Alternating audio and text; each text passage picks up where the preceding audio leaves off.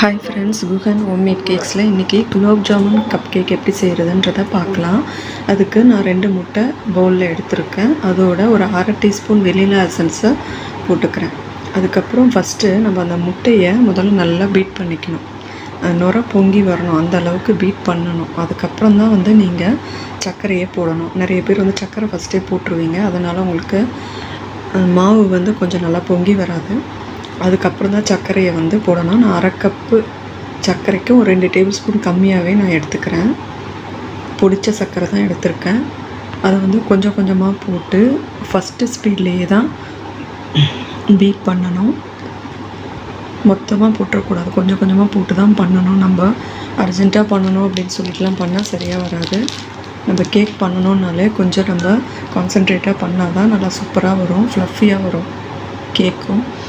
இப்போ பார்த்தீங்கன்னா நான் எல்லா சுகரும் போட்டுட்டு பீட் பண்ணிட்டேன். அதுக்கப்புறம் கூட நீங்கள் 2 ஸ்பீட் எக்ஸ்ட்ரா வச்சு கூட பண்ணலாம். நல்லா ஒயிட் கலரில் வரணும்.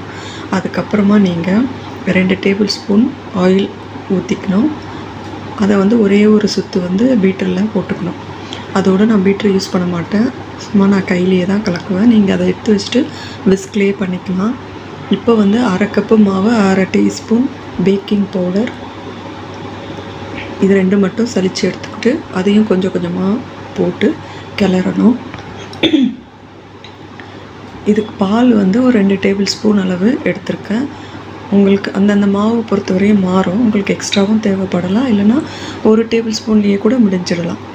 அதனால் நீங்கள் அதை கலந்துக்கும் போது உங்களுக்கு தெரியும் எவ்வளோ அளவு தேவைன்னு.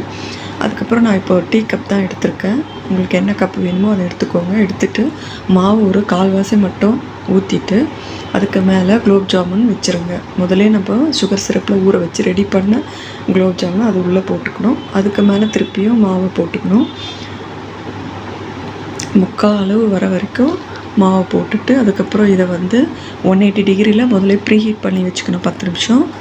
அதுக்கப்புறம் ஒரு 30 மினிட்ஸ் 25 to 30 மினிட்ஸில் இது பேக் ஆகிடுது. அவங்கவுங்க ஓடிஜிக்கு ஏற்ற மாதிரி மாறும்.